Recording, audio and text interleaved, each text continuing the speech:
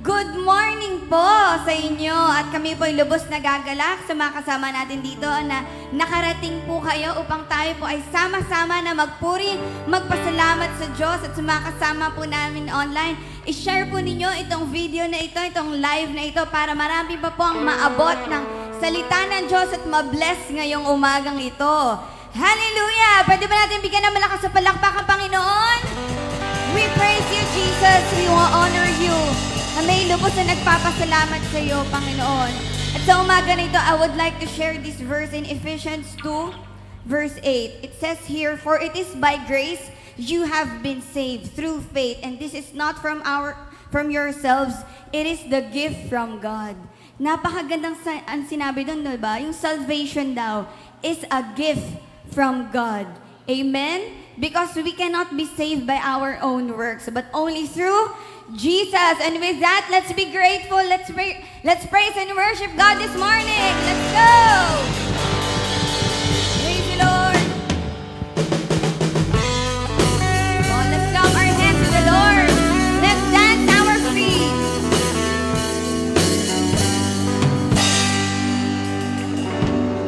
Seems like I'm surrounded. My enemies I see. Your love I hear resounding. This freedom I shall see. Sundan po natin yung lyrics. No trouble can destroy my hope, for your scars have made me whole. Turning down all the voices of despair. On your promises I stay. I will not fear when the waters rise. I will not fear though I walk through fire. You are with me. You are with me. You have redeemed my life. No trouble can destroy my hope, for your scars made me whole. Turning down all the voices of despair. On your promises I stay. On your promises I stay. I will not fear when the waters rise. I will not fear though I walk through fire. You are with me. You are with me. You have redeemed my life. Your grace sustains me. Your love, my victory. I walk the valley, trusting you. Your grace unfailing. Your love, my victory. I walk the valley, trusting you. Your grace sustains me. Your love, my victory. I walk the valley, trusting you. Come on, your grace unfailing. Your love, my victory. I walk the valley, trusting you. I will not fear when the waters rise. I will not fear though I walk through fire. I will not fear. I will not fear when the waters rise. I will not fear though I walk through. Minsan pa po, I will not fear. I will not fear when the waters rise. I will not fear though I walk through fire. You are with me. You are with me. You have redeemed my life. You have redeemed my life.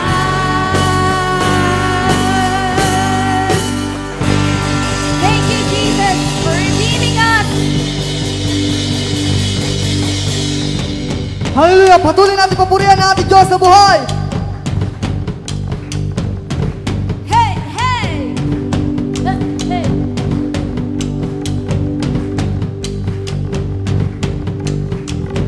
Let everything God has spent. Praise the Lord, praise the Lord. Let everything God has spent. Praise the Lord, Praise the Lord. praise in the valley, praise in the mountain. I praise when I'm sure, praise when I'm counting. I praise when I'm numbered, praise when surrounded. 'Cause praise is the waters my enemies drowning. As long as I'm breathing, I got a reason to praise the Lord, oh my soul. Praise the Lord, oh my soul. I praise when I feel it, I praise when I know. I praise 'cause I know you're still in control. My praise is a weapon. My praise is a weapon. It's more than sound. My praise is the shout that brings Jericho down. Come on, everybody. As long as I'm breathing, I got a reason to praise the Lord, oh my soul. Praise the Lord, oh my soul. I won't be quiet. I won't be quiet. My God is alive. How could I keep it inside? Praise the Lord, oh my soul. Let's clap. Hallelujah.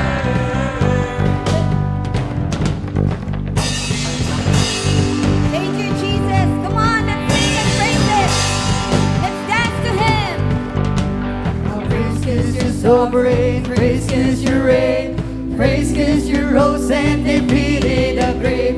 I praise 'cause you're faithful, praise 'cause you're true, praise 'cause there's nobody greater than you. I praise 'cause you're sovereign, praise 'cause you reign, praise 'cause you rose and defeated the grave. I praise 'cause you're faithful, praise 'cause you're true, praise 'cause there's nobody greater than you. From the top of your lungs, let's sing this. Praise the Lord, oh my soul. Praise the Lord, oh my soul. Praise the Lord, oh my soul. I'll be quiet. I won't be quiet. My God is alive. How could I keep it inside? I won't be quiet. My God is alive. How could I keep it inside? Praise the Lord, oh my soul. Praise the Lord, oh my soul. Hallelujah.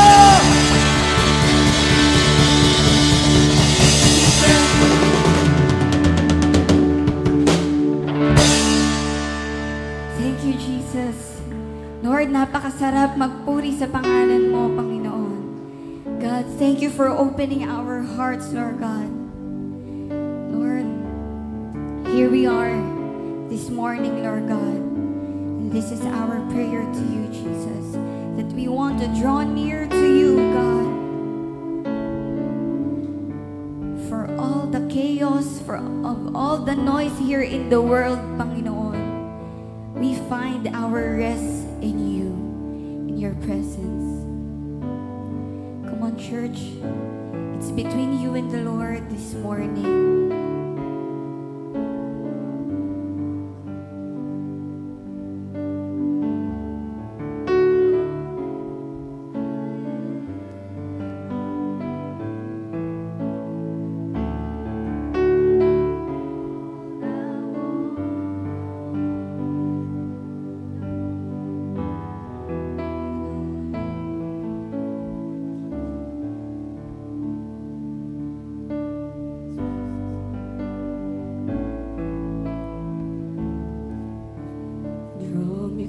close to you.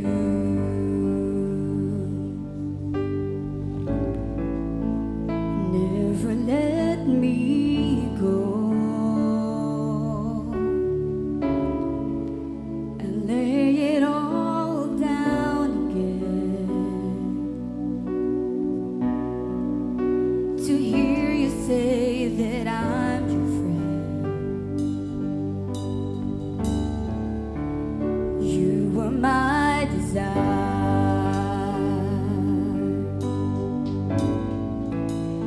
No one else will do.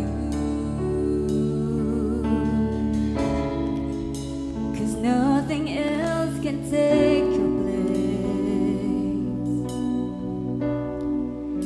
To feel the warmth of your embrace. Help me find a way and bring me back to you.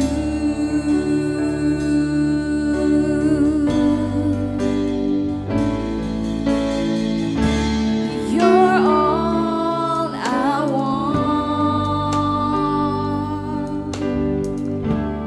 You're all I ever needed.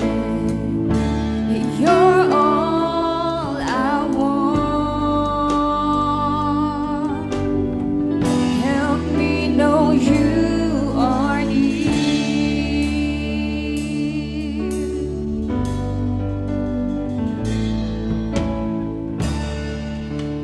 Draw me close to you.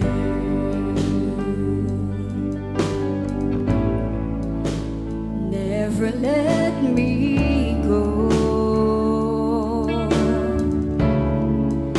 I'll lay it all down again to hear you say that I'm your friend. You were my desire. No one else, no one else will do. 'Cause nothing else can take her place. To feel the warmth of your help me find a way. Oh, bring me back to you. Bring me back to you. You're all I want. You're all I ever needed. You're all I want. Help me know you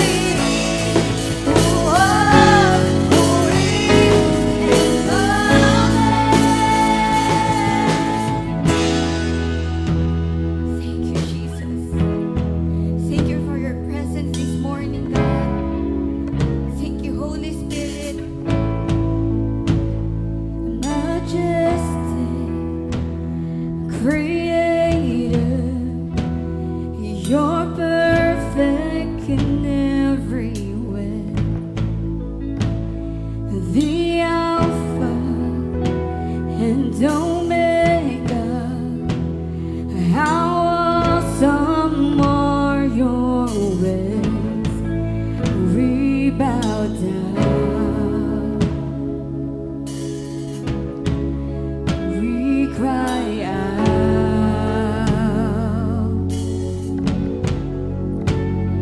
Life giver, Redeemer,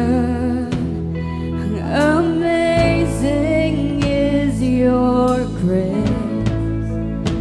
Full of wonder is your power.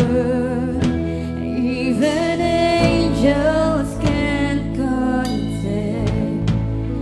We bow down.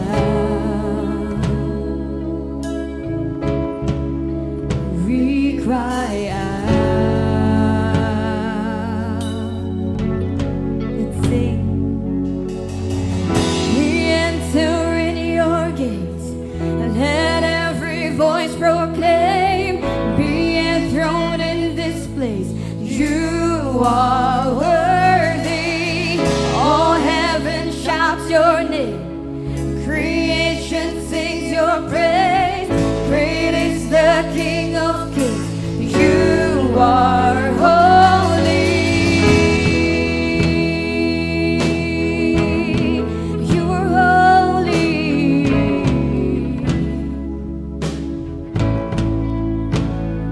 Majestic Creator, you're perfect in every way.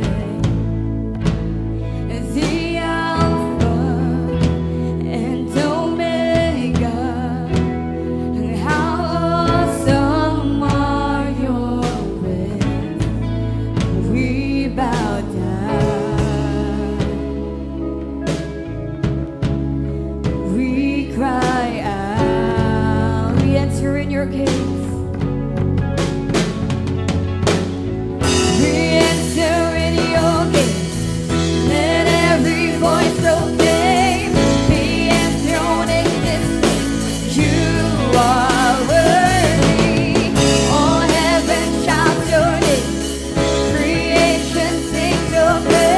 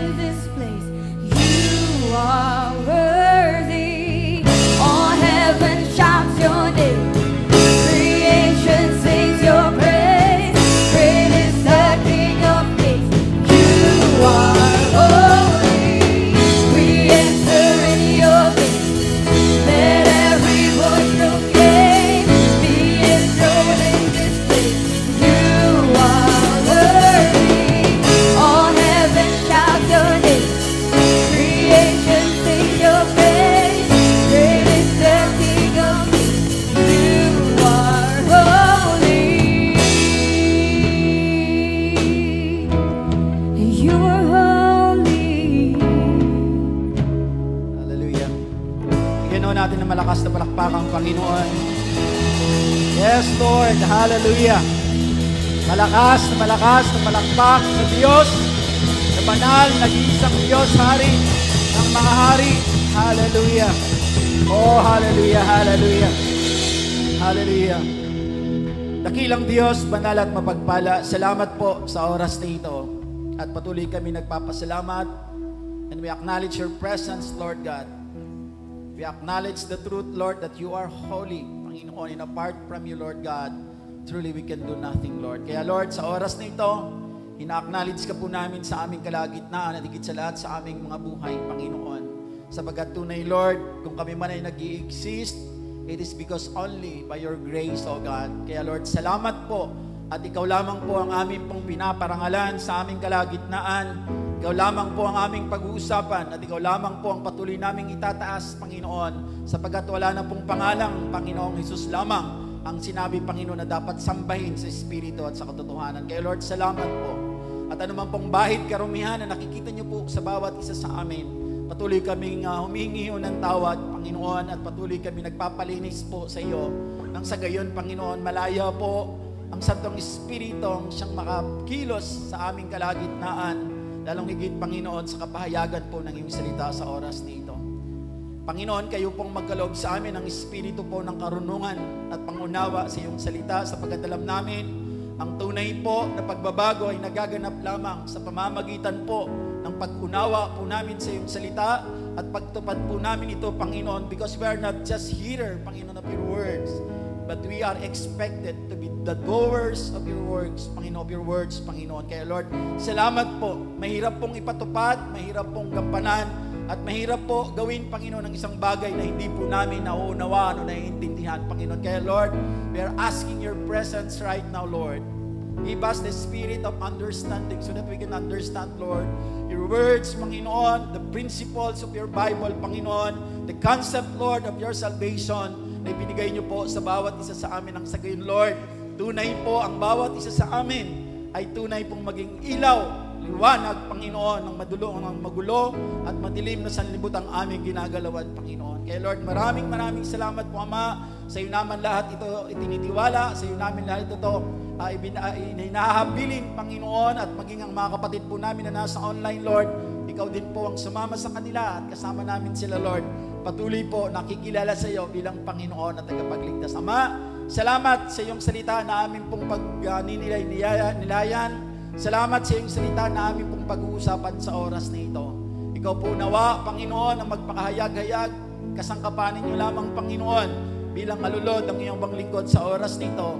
At ikaw ba na Espiritu ang siyang mangusap sa isip at puso ng bawat isa sa amin, Panginoon. Wala nawa kaming makaligtaan ng mga prinsipyo, Panginoon, na dapat namin pag-usapan ng sa gayon, Lord. Ma-strengthen, Panginoon, ang aming pong paglilingkod. Ma-strengthen, Lord, ang aming pong pagkatawag bilang mga pinili mo, Panginoon. A chosen generation, not a breezing generation, Panginoon. Kaya Lord, maraming salamat po, Ama. Sa iyo namin lahat itinitiwala at salamat sa tagumpay sa oras na ito.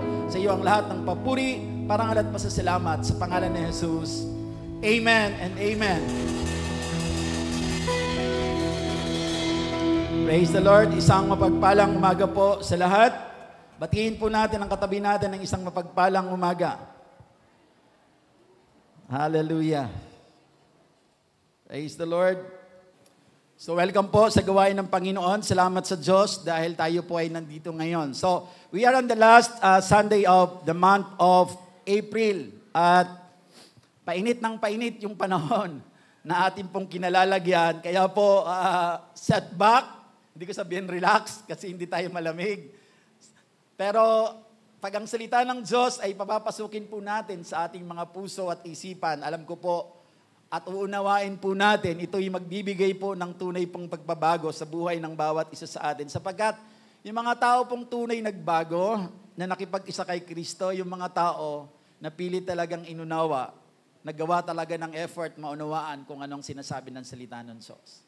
Kaya po, di ba, sabi ng James, hindi lang tayo dapat tagapakinig, kundi tayo rin po ay tagagawa kung ano ang sinasabi ng salita ng Diyos. And that's the time that the light that God has given unto us will shine. Amen po. Magliliwanag po siya. Sabihin niyo po sa katabi mo, you are designed to shine. Ayan, yun yung tema natin for this month. Designed to shine. Kailangan maintindihan po natin na tayong lahat po ay dinisenyo po ng Diyos. Tayong mga lingkod niya, tayong mga pinili niya, tayong mga nagsuko ng buhay natin sa Diyos. We are all designed. We are carrier of the light of God, the Lord Jesus Christ. That's why ang disenyo po sa atin ay magliwanag po tayo sa madulong mundong ating pong kinalalagyan ngayon. So kaya po mahalaga po ang ating pong pag-aaral ng salita ng Diyos. Last time po, pinag-usapan po natin yung pressing on in sanctification. So, lagi ko pong sinasabi, even yung biblical principle po natin, pagdating po sa ating pagpapalago po sa Panginoon, di ba, malinaw po that after salvation, yung sanctification come. Or ibig sabihin, pagkatapos mo pong maligtas, pagkatapos mo pong tanggapin si Kristo bilang Panginoon at tagapagligtas mo, nagrepent ka ng pagkakasala mo, you become a genuine believer of Christ, now, it's about time for you, yung transformation, yung growth begin. So nagsisimula po. Ang problema lang po, kaya po may mga tao po na hindi nagtatagal, lagi natin tatandaan, ang mananatiling tapat sa Diyos, ang siya lamang maliligtas. Yung pong sabi ng Matthew.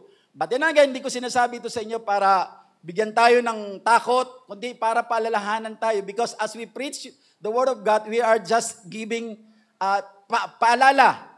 Pinapaalalahanan po natin yung ating mga kapatid, even ourselves as a pastor, as a preacher, pinapaalalahanan po namin ang sarili namin. And minsan naman tayo po yung nag-i-encourage. Minsan naman po, naglalatag po tayo ng mga principles na kailangan natin masundan para po makapamuhay tayo ng matagumpay. Yun po yung papel ng mga tao po na naghahayag po ng salita ng Panginoon. But the transformation, nagmumula yon sa ating personal na pakikipag-iniig po natin sa Diyos. Personal and intentional. Hindi lamang sa pamamagitan po ng mga pastors na napapakinggan po ninyo. So the first time po na tayo po nag-aral po, binuksan po natin ang tema about designed to shine.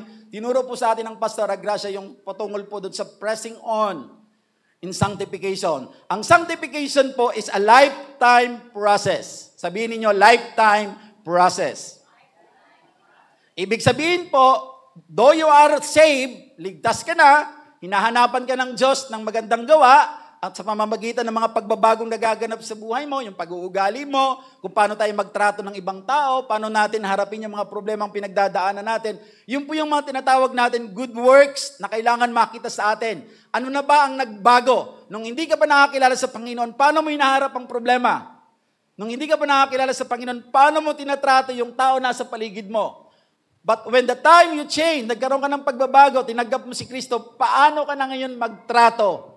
Paano mo ngayon hinaharap ang problemang pinagdadaanan mo? Kasi lagi ho natin tatandaan, kahit hindi ka ligtas or ligtas ka, bilang tao, lahat tayo dadaan sa pagsubok sa buhay. Nagkakaroon lang po ng pagliwanag ang pagkatao po natin doon sa pagbabago ng pag-approach natin sa problema ang pinagdadaanan natin. Ibig sabihin, nung hindi ka pa nakakilala sa Panginoon, siguro katanggap-tanggap sa mundong ito kung paano natin ina-approach ang problema natin. Nagrereklamo tayo, nagdadabog tayo. Pero when the time na natanggap na natin ang Panginoon at napupuno na tayo ng salita ng Diyos dahil naunawaan na nito, somehow nagkakaroon po ng pagbabago yung approach natin sa problemang pinagdadaanan natin. Kung dating alalang-alala tayo, ngayon nagkakaroon tayo, kaunting pag-alala, pero napupuno ito, nawawala ito dahil tayo po ay nagkakaroon ng panalangin pagsamba sa Diyos. So yun yung tinatawag na hinahanap po sa atin, yung process po ng sanctification. The word process, yung proseso po yan, ibig sabihin po, marami siyang dadaanan.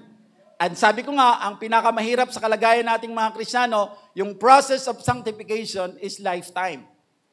Mawawala ang proseso ng pagpakabanal kapag ikaw ay pantay na ang paa mo or patay ka na. So hanggat ikaw ay nabubuhay, nag-a-undergo ka as Christian, as believer of Christ, nag-a-undergo ka po ng process of sanctification. At hindi po madali ang proseso po ng pagpapakabanal. Kasi may mga nakalatag sa katawan po natin, ang tawag ni Bishop Oriel kagabi, mga ornaments, ang tawag ba ko?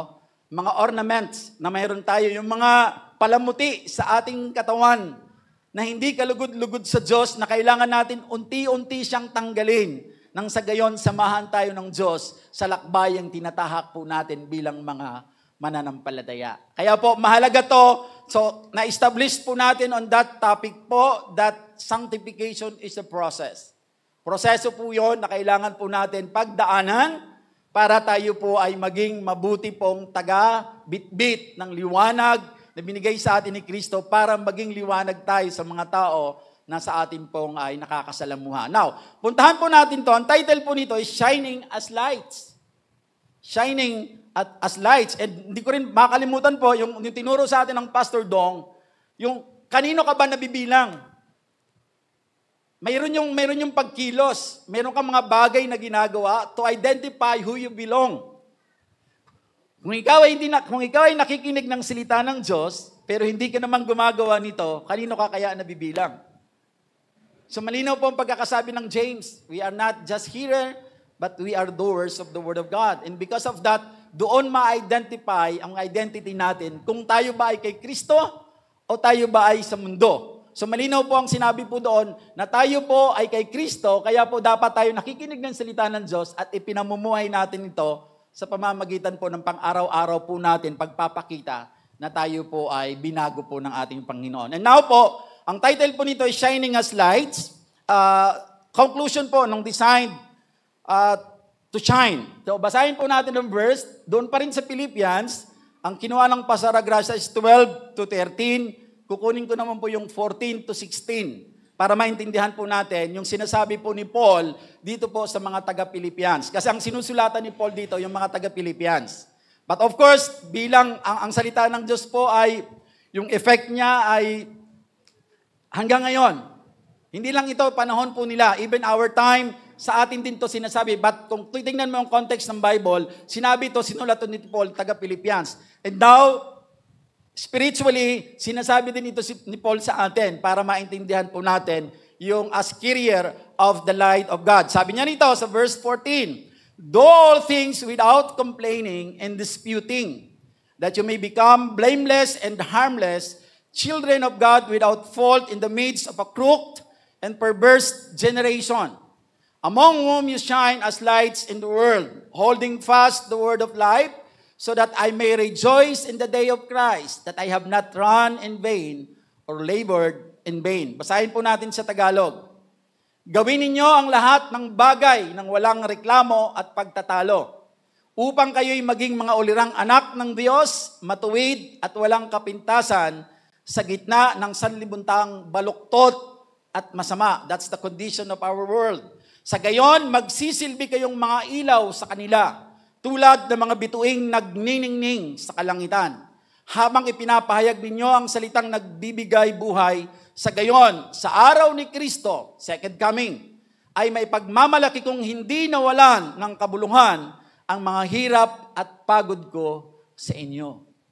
Yung mga cell leader po natin, yung mga pastors po natin, yung mga preachers natin, yung mga nangangalaga po ng kaluluwa, ito yung panalangin.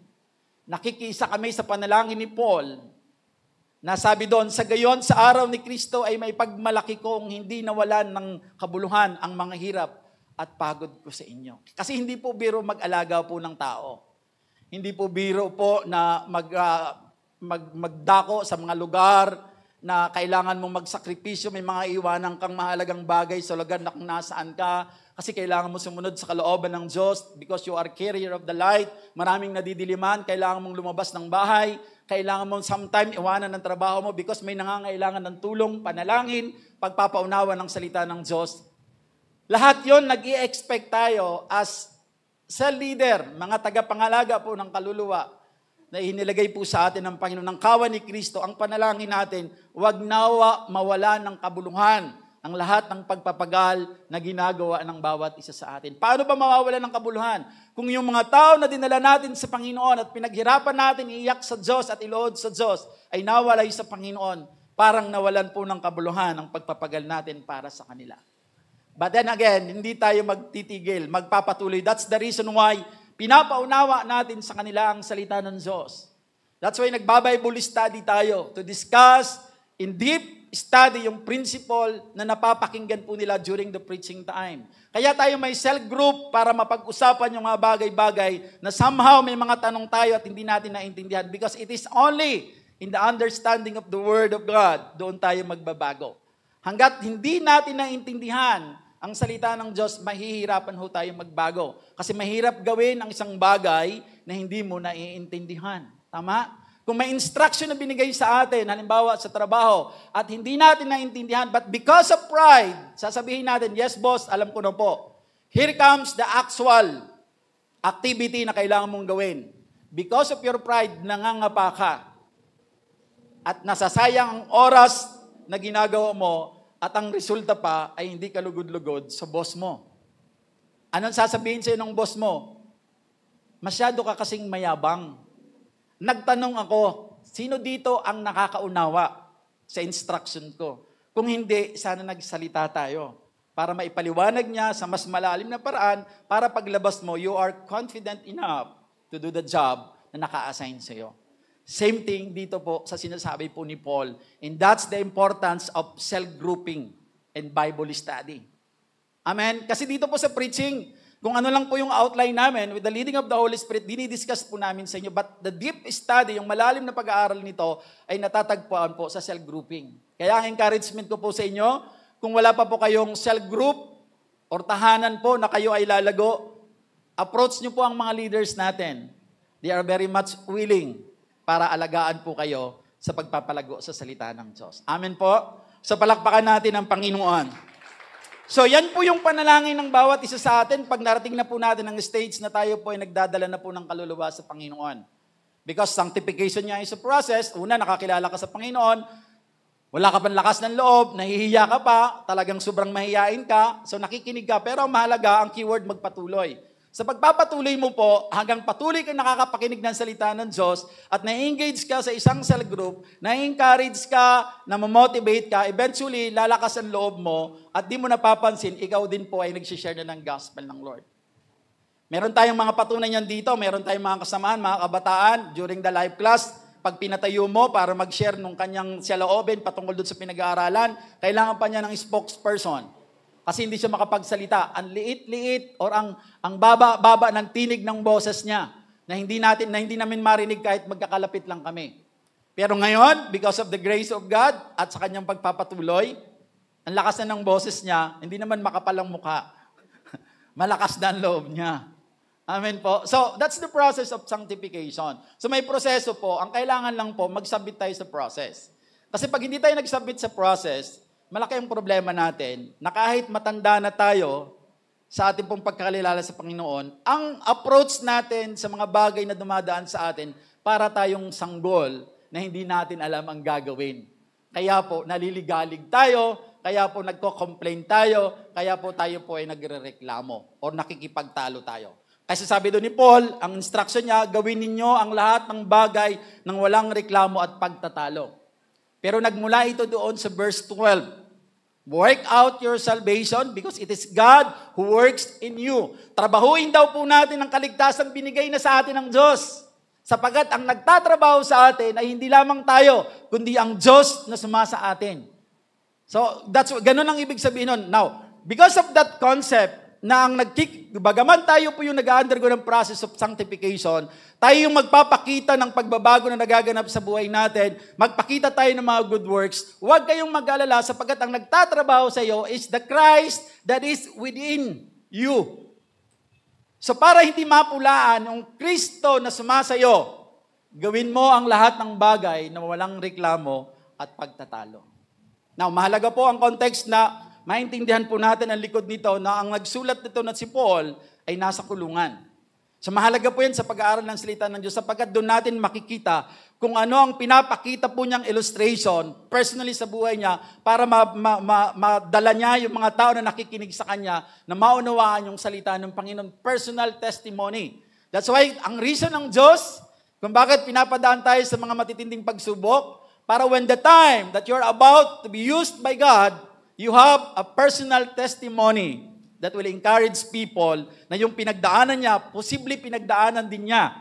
Ang pinagdaanan mo, posibleng pinagdadaanan niya ngayon because of the words of wisdom out from the testimony na mayroon ka na pinahintulot ng Diyos, through the leading of the Holy Spirit, it will encourage that person na nag-undergo ng problema katulad ng pinagdaanan mong problema. And because of that, nagkakaroon tayo ng pagpapatuloy sa paglago ng ating pananampalataya sa Diyos. So that's the very reason why God allows us in that kinds of situation. Aside from being, trials is the nature of life. Nature ng buhay yan. Kasi ang nature ng buhay ay lumago.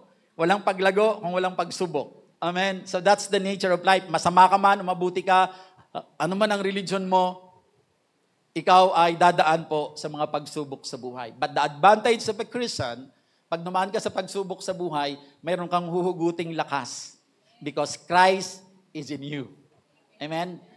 Amen? Palakpakan natin ang Panginoon. Now, because of this po, kasi mahalaga to, nung sinabi po ni Paul na work out your salvation because it is God who works in you, gawin nyo daw ito with fear and trembling, nang may pagkatakot at nanginginig pa. Yung pagkakasabi po ni Paul. Ang ibig sabihin po dito ni Paul, ini-elevate niya yung mga listener niya doon po sa challenge na ang paglilingkod sa Panginoon ay hindi comfort zone. Darating ka sa pagkakataon that you will undergo such trials na katulad din maaari nung level ng trial na pinagdaanan ni Paul. We are praying nawa, wag naman. Kasi grabe ang pinagdaanan niya. Kung babasahin mo ang history ng buhay ni Paul, hindi mo papangarapin na madaanan kung anong pinagdaanan niya. But it is only God knows kung saan tayo niya padadaanin. That's why, because He is a sovereign God. Sabi yun ng Ecclesiastes po. Na anong magagawa natin kung inilagay ka ng Diyos doon? Kailangan mo magreklamo? Ay siya may-ari ng buhay natin eh. Siya ang boss natin eh. Ano ba magagawa natin kung dadamputin niya tayo sa comfort zone at ilalagay niya tayo sa hindi magandang kalagayan? May magagawa ba tayo? Wala. Because He is sovereign God. Hindi ko sinasabi na ang Diyos po natin, hindi niya tayo mahal. In out of His love, kailangan niya tayong maturuan kasi ang tunay na pagmamahal ay nagtuturo. Kung hindi ka na lumalago at nandiyan ka lang lagi sa comfort mo, magpapahintulot ang Diyos ng challenge in life para ilabas ka dyan at mapilitan kang lumabas sa lungga mo ng comfort zone para ikaw ay maglago because that's the design of God for you to shine. So yun po yun. Kaya sa ayaw at sa gusto natin, lalabas talaga tayo sa comfort zone natin. Kaya lang, ang pangit po pag medyo pilit, parang alam niyo po, lagi ko naalala yung nung mga maliliit pa kami, di ba tayo po, may mga schedule po ng paghuhugas ng pinggan sa bahay. At minsan, nakakalimutan natin yung schedule natin doon po sa mga kaedad ko po. Ewan ko kung ganun pong ginagawa sa inyo ng magulang nyo. Kahit pag naka-schedule ka at di mo nakakalimutan yun, nagkukusa ka, ang nakikita sa ng magulang mo, napupuri ka. Di ba? Kasi ginagampanan mo yung trabaho mo eh.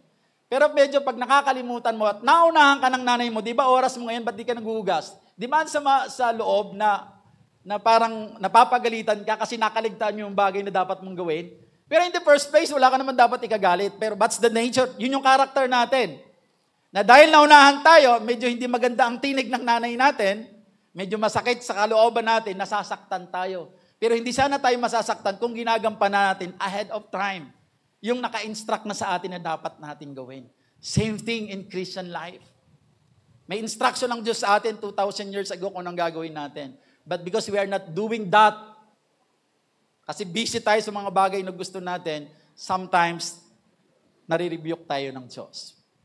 At kapag ang Diyos ang nare-rebuke sa atin, minsan nga po, ang Diyos hindi direktang nagre-rebuke sa atin, ginagamit po yung mga cell group leader ninyo, ginagamit ang mga pastor natin, rebuke tayo.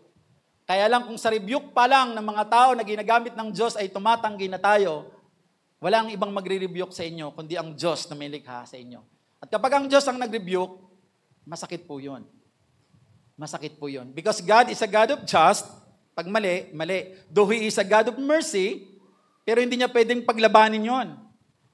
Ang kaibahan nating mga tao, pag medyo malalim ka na sa Panginoon, somehow, nagiging mahabagin tayo. Di ba? Parang sasabihin pa nga natin, hayaan mo na, bahala na lang Diyos magbago sa Kanya. Mahalaga, nasabi ko sa Kanya. Pero pag sa Lord, hindi pwedeng ganon. Hindi ko naman sinasabi harsh ang Diyos. Pero that's the nature of God. He is just, He is merciful.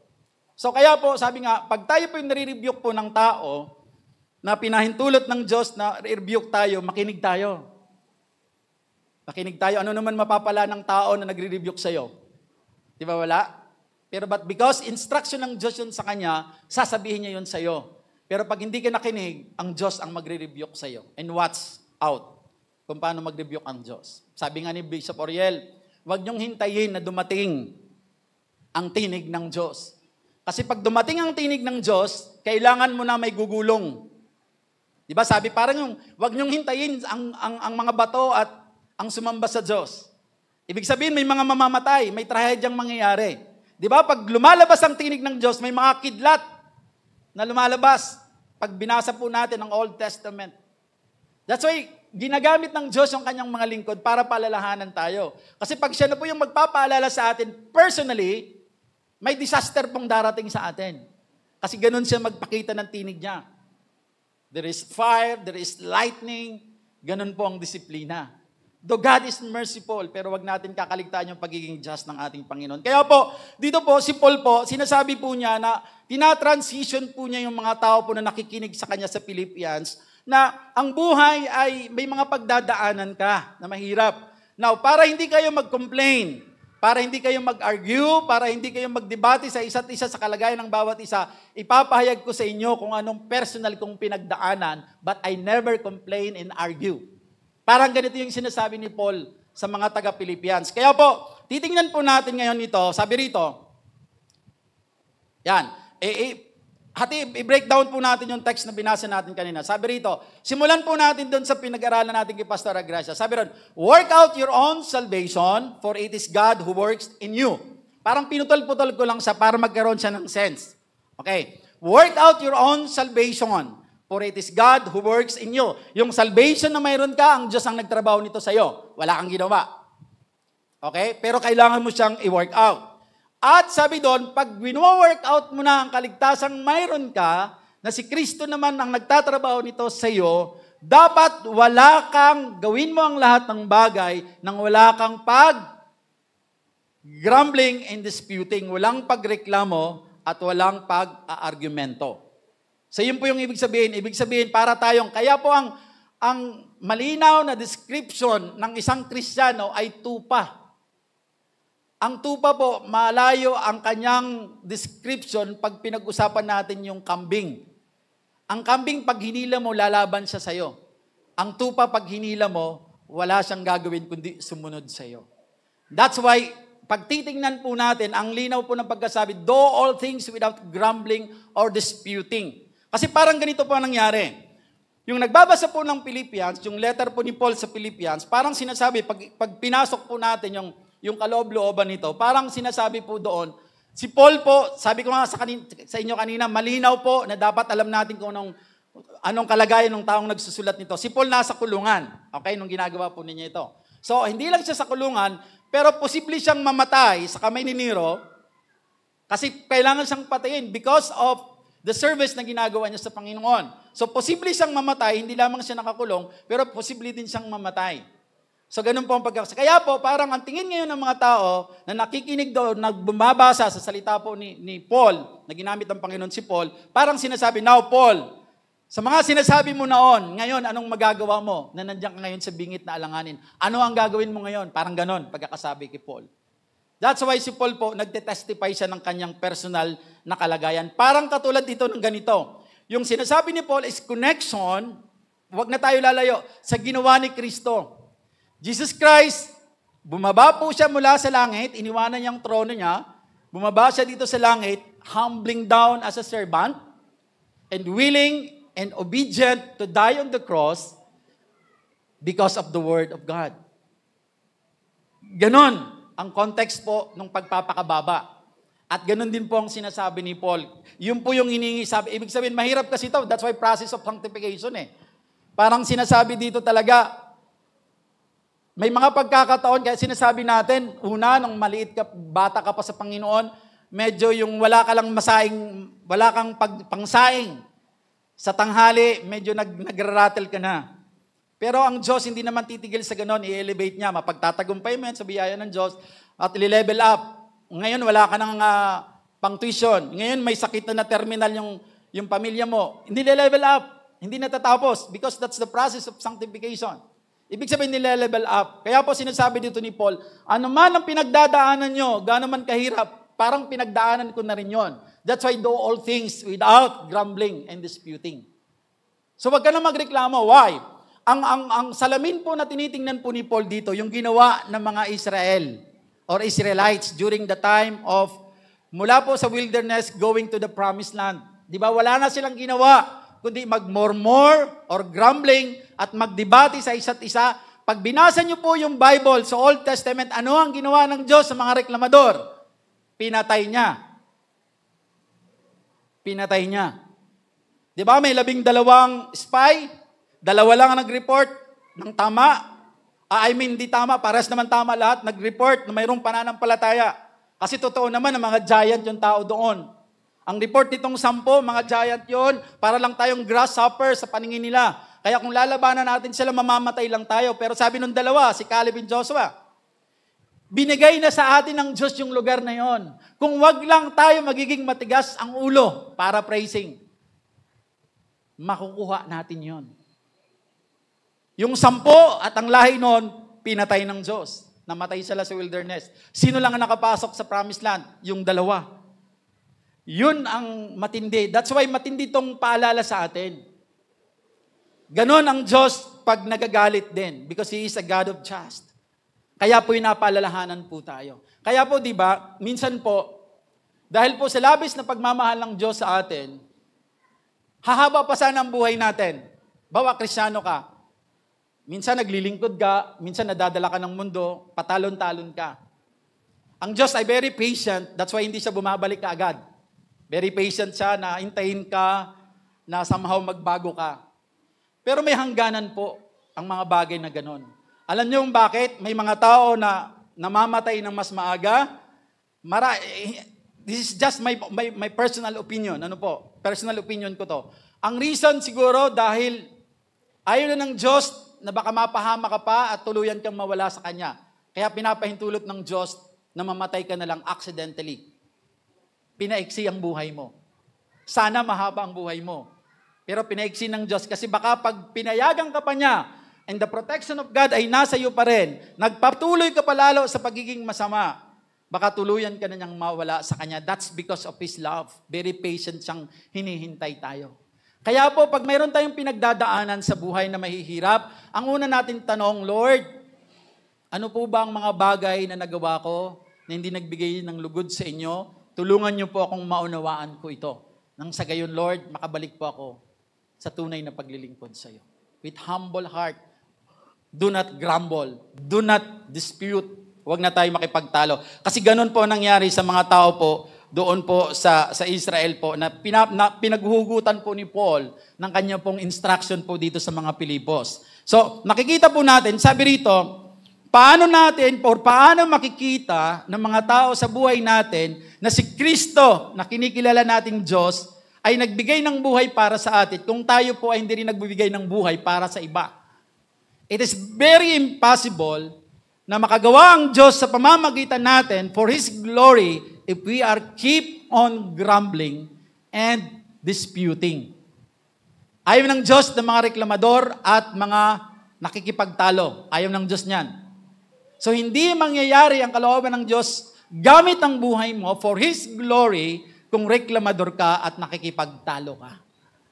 So, yun yung pagkakasabi dito. Kaya po, titingnan po natin, para maging familiarized po tayo dun sa text na to, kasi i-breakdown natin. Sabi rito, do all things without grumbling. Yung grumbling po is muttering, murmuring, low and suppressed discourse, the expression of secret, insolent discontent, or pinakamabilis po, complain.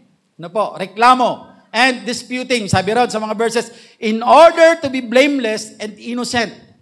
Para maging blameless ka, huwag kang makipagtalo, huwag kang makipag-away, huwag kang magreklamo, pag may pinagdadaanan ka, para maging blameless ka and innocent. Because you are children of God.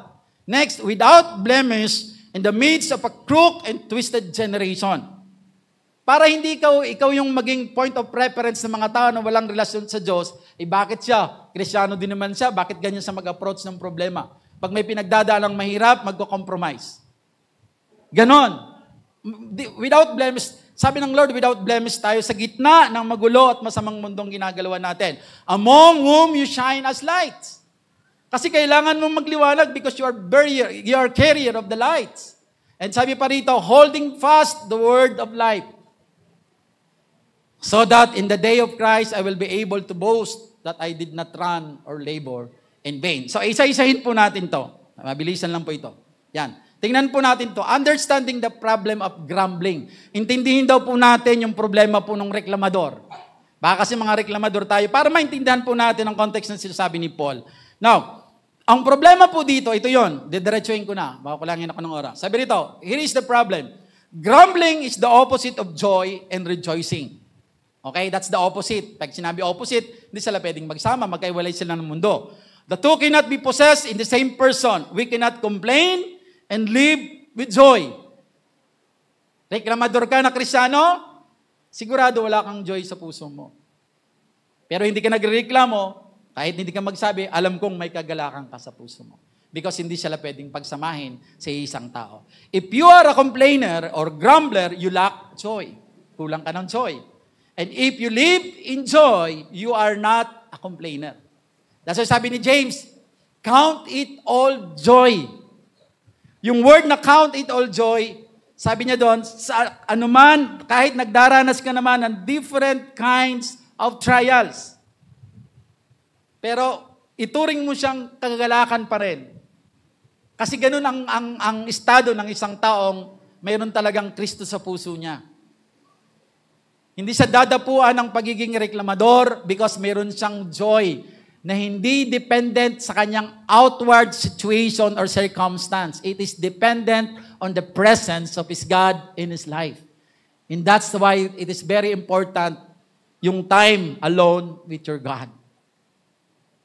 Kasi pag may Kristo ka sa puso mo, hindi lang nung simula mong tinanggap siya, every day of your life, nag-exert ka ng effort na kilalanin mo ang Kristo mo sa pamamagitan ng pagbababad mo sa kanyang salita, sa pag-aaral mo, at try to apply it in your life. Naniniwala ako, ano man ang pagdaanan mo, you have joy and you will never complain.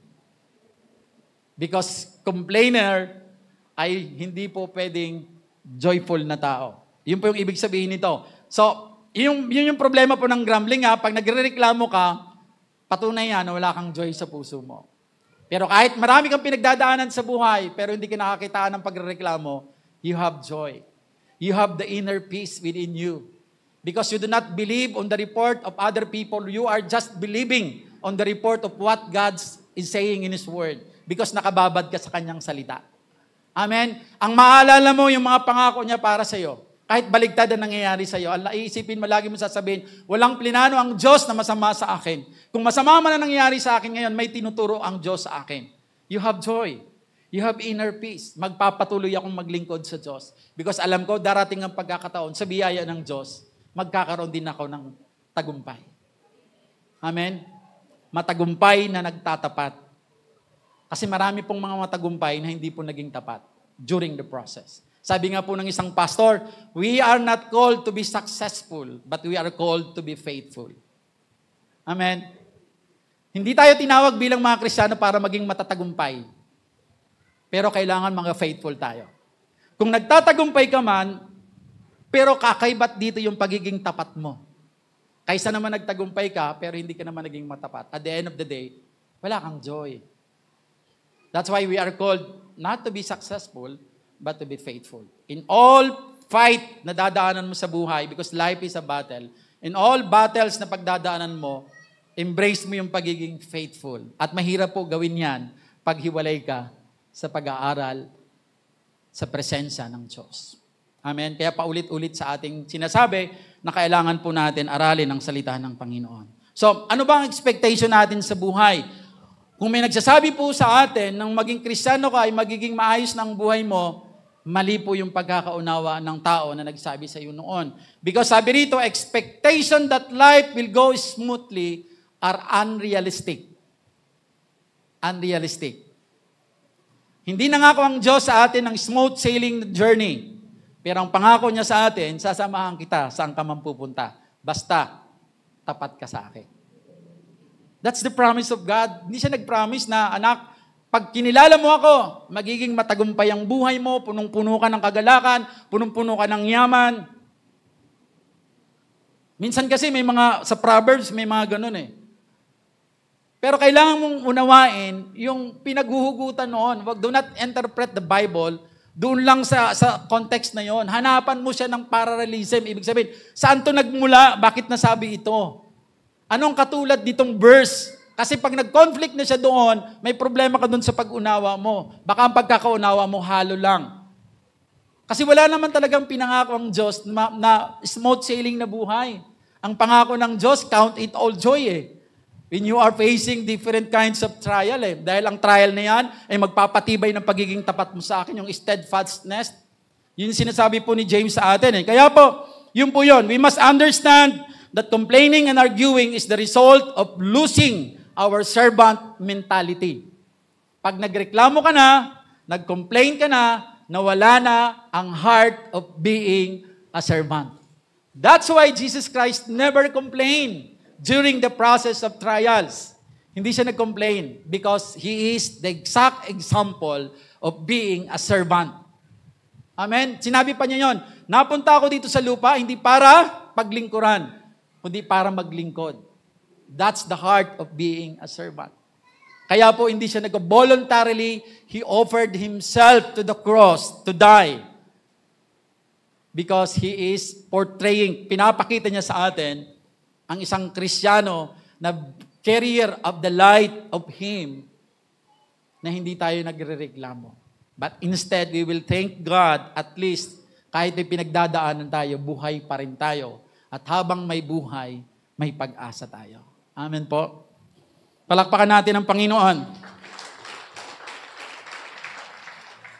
Now, tingnan po natin, ano ang purpose po ni, ito, isa pa, bago ko makalimutan. Complaining and disputing is catching. Pag sinabi natin catching, sabi rito, when I complain, it urges other to join in the complaint. Para ang isang leader sa loob ng isang simbahan ay nagsimula ng mag-complain. Hindi ka naman magko-complain ng ikaw lang. Maghahanap ka ng kapwa mo leader or tao para mag-complain ka. Ba't ganito ang pinapatupad sa atin? Ba't ganito? Yung pag-complain mo, magkakats yan. Ibig sabihin, you are catching. Ibig sabihin, nag-urge ka sa ibang tao na to join with your complaint. No matter how, kahit gano'n man ka legit yung complaint mo, but the instruction, do all things without complaining and disputing, makikipag-usap ka ng direkta doon sa tao na pinagsasabihan mo nagko-complain ka. Para maintindihan mo bakit siya nag-i-implement ng ganong panuntunan. Right? Once you complain, you are telling other people, nakakatsap mo yung attention yon, and that's the start of division. At ang masakit pa niyan, may mga congregation po, or may mga body of Christ po, hindi ko naman sinisiraan, pero ibig sabihin, ito yung reality po, na because of that situation na nagko-complain sila, lumalaban sila sa leader po nila, so nagkakaroon po ng tinatawag natin pagkakahiwa-hiwalay, division. And when the time na nag-divide sila, at nakausap mo both sides, most especially those person po na nag-complain or nagreklamo talaga na pasimuno po ng division. Pag kinausap mo, naglilingkod pa rin naman sila sa Panginoon. Pero nabuo sila because of the complaint na ginawa nila. Ibig sabihin, tumiwalag sila doon sa grupo na yon. Pag tinanong mo sila, minsan na nagiging justification ganito. Mabuti na nga lang ganito ang nangyari. Kasi kung hindi mas lalong mararami yung maaabot ng salita ng Diyos. Parang ganun ang reasoning. Meron ako niya na-encounter sa Sampaloc. Naghiwa-hiwalay sila because of pride. Tapos pag tinanong mo, bakit naman kayo naghiwalay doon sa dati niyong simbahan? May mga complaint na sinasabi, pero sa dulo. Pero at the end of the day, sabi niya, okay na lang din yon, kalooban siguro ng Diyos. Tinanong pa siya, kalooban ng Diyos. Why? Sabi ko, bakit? Kasi kung hindi kami nakahiwalay sa kanila, hindi kami mapepersang mag-win ng souls. Di ba ang ganda ng justification? In the eyes of the world, very justified. But in the eyes of God, I don't know. Only God knows. Kung kalooban ba ng Diyos. Because I am not the one to judge. Kasi kung titingnan mo, nga naman kasi nung nandun sila sa isang simbahan, parang nakaasa sila sa mga pastor nila na mag-win ng souls. At because nagkaroon siya ng reklamador, dahil hindi nga siya nag-win ng soul, magreklamo siya. Nung magreklamo siya, nahiwalay siya. Dahil nawalay siya, na-person na siyang magparami kasi gusto niya maging leader din. So, kailangan niya ngayon magparami. Kaya naging context niya, justification niya, buti na lang. Kaya pinahintulutan siguro ng Diyos na may walay kami para mapersa kami mag-win ng souls. That's the explanation. Pero nakakalungkot, di ba? Only God knows. Bahala ng Diyos sa kanila. Now, tingnan po natin ito. Seeing the purpose. Yung word na ginamit, a crook and perverse, twisted, sa other translation, twisted generation. So, di ba, sinabi ni Paul, do it without complaining and arguing or disputing. Sabi doon. So, anong purpose ni Paul? Bakit niya sinasabi niya? Because ang mundong ginagalawan mo ay masama, crook and perverse or twisted generation. So, makikita natin, that's the first word na sinabi po ni Paul. Now, sabi rito, to grumble and complain is to mimic the crook, twisted culture around us. Pag tayo daw po ay nagrereklamo, tayo po ay nakikipagtalo or nagko-complain, tayo po ay ginagaya po natin kung ano ang ginagawa ng mundong masama at magulo. Hindi tayo nagiging mga anak ng Diyos. Kasi katulad na rin tayo, that's why sabi ng Romans, di ba, do not conform to the pattern of this world. Yun din po yung sinasabi ni Paul sa atin. Pag nagrereklamo ka, pag nagko-complain ka, nagmumurmur ka, you are just the same. You are conforming to the pattern of this world. You are belong to the crook and perverse or twisted generation. Kasi nagreklamo ka na. Yan instruction niya, count it all joy. Nagreklamo ka. Ganun ang mangyayari sa'yo. Ganun ang condition mo. And sabi rito, now, ang kabaliktaran niya, of course, pag nag-grumble ka, nagreklamo ka, you are not the carrier of the light. Because to shine as light is to live in joy in spite of trials. Even katulad ng level ng trial na pinagdadaanan ni Paul. Kaya po makikita po natin, pag ikaw ay matapat po na naglilingkod sa Diyos at naintindihan mo ang pagiging lingkod mo at yung kaligtasan ng mayroon ka, I'm sure hindi ka magrereklamo sa mga pinagdadaanan mo. Because sabi ko nga, walang complaint na lalabas sa bibig mo kung mayroon kang kagalakan sa puso mo. Anong ibig sabihin? Saan ba humuhugot yung kagalakan? Yung maisip mo that salvation is more than enough. Kasi diretso tayo lahat sa impyerno eh. But because of the grace of God, sa kanyang pagmamahal sa atin, sa kanyang habag, niligtas niya tayo. And because of that salvation, mayroon na tayong destination going to heaven. Now, kung pangit man ang pinagdadaanan natin sa buhay, marami tayong problema ang pinagdadaanan, you don't have to complain. In the first place, you are saved. And you are just temporary living here on earth. Life is too short. 70, 80? Ang iksi nun para mag-complain ka, baka mawala pang kaligtasan mo. Because we do not believe those principles na sinasabi po na once you save, you are forever saved. Hindi. Hindi tayo naniniwala doon because trap yun. Process of sanctification is lifetime. So, ganun yun. Ibig sabihin, para magkaroon ka ng kagalakan, isipin mo na lang, salamat pa rin sa Diyos kasi niligtas niya ako. Kung hindi man ako makaranas ng masaganang buhay katulad ng mga taong nakikita ko, it's okay, Lord, because in the first place, I am saved. And that's more than enough. And because of that, magkakaroon ka ng joy. Hindi ko naman sinasabi na maging complacent na tayo, na hindi ka na magsisikap magtrabaho, hindi ka na magsisikap na magkaroon ng yaman because gusto rin ng Diyos na maging mayaman ka para maging alulod ka ng kanyang pagpapala. But what I'm trying to say, kung sa lahat ng ginawa mo sa buhay mo, nagsikap ka pero hindi talaga pinahintulot ng Diyos, ayoko mag-conclude, assuming, hindi ka talaga nakarating dun sa tagumpay na yon, pero naging tapat naman on the process. Mayroon ka pa rin kagalakan sa puso mo because salvation is more than enough. Amen po? Ganun po yun. Nawa, naiintindihan niyo po yung sinasabi ko po sa inyo. Kahit ano pong kalagayan natin sa buhay, hindi ko sinasabi wag na tayo magsikhay or magsikap. Pero ang ibig ko sabihin, wag natin ilagay ang sarili natin sa isang sitwasyon na tatalikuran na natin ang paglilingkod natin sa Diyos because we have the desire to be successful. Pero at the end naman ng pagiging success natin, wala na tayo sa presence ng Lord. And what's more important is the presence of God. Sabi nga sa amin turo kahapon ni Bishop Oriel, kahit may promise ka, kahit may protection ka, kahit may abundant provisions ka, without the presence of God, it's nothing. That's why sabi ni Moises, Lord, kung hindi mo kami sasamahan, papunta doon, wag nyo na lang kami dalhin doon. Diba? Sabi din ng John chapter 3 verse 33, more of Christ and less of me. Di bali, hindi na ako maging mayaman sa tingin ng maraming tao. Kung ang presensya naman ng Diyos ay nananagana sa akin, wala akong dapat ireklamo. Wala akong dapat ipagtalo. Because salvation is more than enough. Amen? Palakpakan natin ang Panginoon.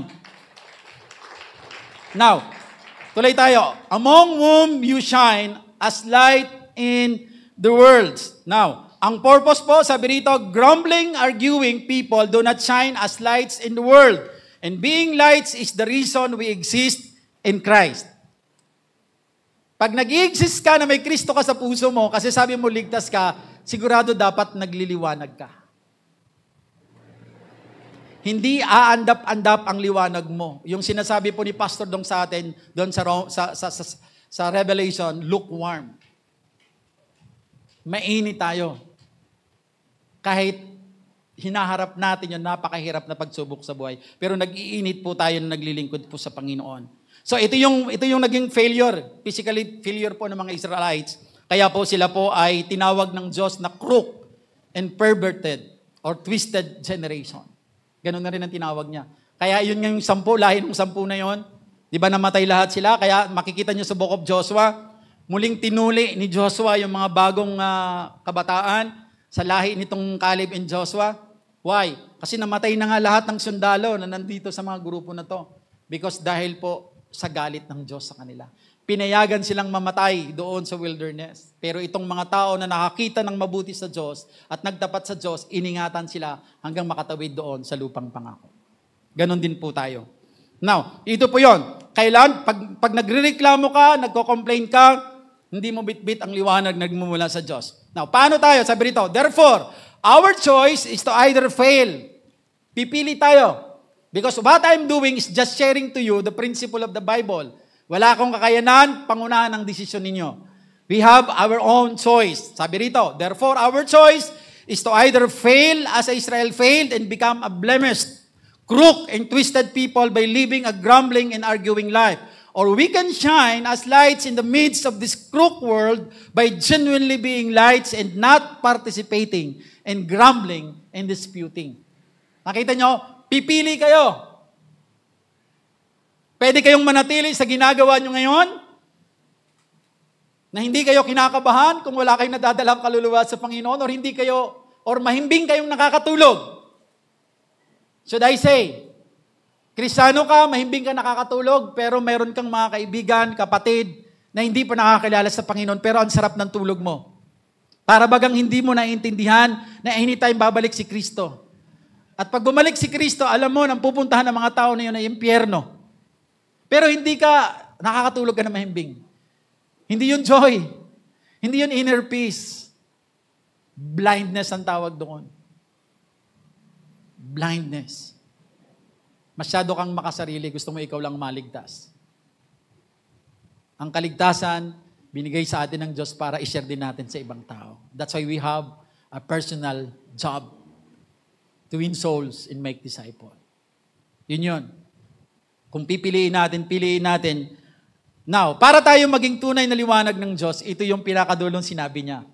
Makikita niyo yung kahalagahan ng salita ng Diyos. Holding fast or forth the word of life. Ibig sabihin, kung para manatili kang liwanag, na nagdadala ng liwanag ni Kristo, kahit may pinagdadaanan ka sa buhay mo na mahihirap, hindi ka makakarating sa pagko-complain because you are holding fast to the word of life. Yung sinasabi, yung report ng mga tao sa paligid mo na hindi ka magtatagumpay, ganito ang kalagayan mo, you are not listening to them. Because what you are claiming is what the word of God is saying. Kasi doon ka naka-hold. Doon ka nakatingin. Yun yung point of preference mo. So kaya kahit may pinagdadaanan ka, because you are devoting your time in reading the Word, studying the Word of God, you are holding fast to the Word of life. Yung salita na nagbibigay ng buhay. Kaya kahit ang kalagayan mo parang mamamatay na, because you are reading the Word of God, your life becomes, magkakaroon ka ng buhay. because you are holding forth the word of life. Din sinabi po ni Paul sa atin ngayon. Sabi rito, it is the word of life that is the effective tool that brings light to the nations. Because of the word of God. Kaya po sinishare po natin yan. Sabi rito, we are lights. Meron ba rito? We are lights as living examples of what it looks like to follow the word of life. Then as light bearers, we hold forth the word so that God's salvation, this is the primary purpose, God's salvation may reach to the end of the earth. You are studying the word of God not just by personal consumption. Just because, kaya ka nag-aaral ng salita ng Diyos kasi gusto mo, langit ang punta mo. Pag inaral mo ng totoong salita ng Diyos, I'm sure, dadalhin ka ng Espiritu ng Diyos doon sa paglilingkod na ikaw ay magkakaroon ng burden doon sa mga tao na alam mo, kilala mo na walang Kristo sa puso nila. At ang simula po noon, matututo kang ipanalangin personally ang mga pangalan nila and let God move to their life at kapag may pagkakataon, makausap mo sila. Giving the chance, hindi ka magdadalawang isip na i-share sa kanila yung kaligtasang natanggap mo by testifying your personal testimony. Hindi ko sinasabing i-share mo yung John 3:16 kaagad. What I'm trying to say, kung talagang liwanag ka, bit-bit mo liwanag ng Diyos, may transformation na gaganap sa iyo. And I'm sure nakikita ito ng mga taong kaibigan mo. Nakikita ito ng mga tao mo na kaibigan mo nung nasa mundo ka pa. At nakikita ka pa rin nila hanggang ngayon. By sharing, giving the chance, by sharing your personal testimony kung bakit ka nagkakaganyan, I believe with the working of the Holy Spirit through you, I'm sure, magkakaroon ng pagbabago. Makakakilala din sila sa Panginoon. Ang problema, hindi kasi talaga tayo nag-act. Hindi talaga tayo kumikilos. Parang ang responsibility lang na in-embrace natin, basta makadala ko every Sunday, that's all. Sorry. But the Word of God, ang sinasabi sa atin ng salita ng Diyos, hindi lang yon. Mahalaga na nandito tayo, sabi ng Hebrews 10:25, mahalaga po yon. Hindi natin kinakaligtaan ang pagtitipon natin tuwing linggo. But most, yung instruction ng Diyos sa atin, go and make disciple. Tatrabaho tayo. At hindi po mangyayari yan kung hindi po tayo magbababad po sa salita ng Diyos. And then the last one po, that I did not run in vain or labor in vain. Yung context po ng sinabi po dito ni Paul, hiniram niya po doon sa sinasabi po na Isaiah. Na parang sinasabi ni Isaiah, yung ginawa ng Messiah ay hindi mawawalan ng kabuluhan. Or yung mga sinasabi ng ginamit ng Messiah ay hindi mawawalan ng kabuluhan. Parang sinasabi ni Paul na ang lahat ng bagay na pagpapagal ko ay hindi mawawalan ng kabuluhan. Kaya pinapaalalahanan ko kayo na ang lahat ng bagay na dumadaan sa inyo na pagsubok, gawin nyo yan ng walang pagrereklamo. Magpatuloy kayo sa paglago, magpatuloy kayo sa pagkabanal, sapagkat lahat ng bagay na yan, gawin nyo ng walang reklamo at pagdidibate or pagtatalo. Nang sa gayon, pagdating ni Kristo, pwede akong magmalaki. Positive na pagmamalaki.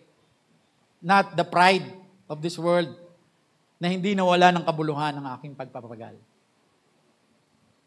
Amen?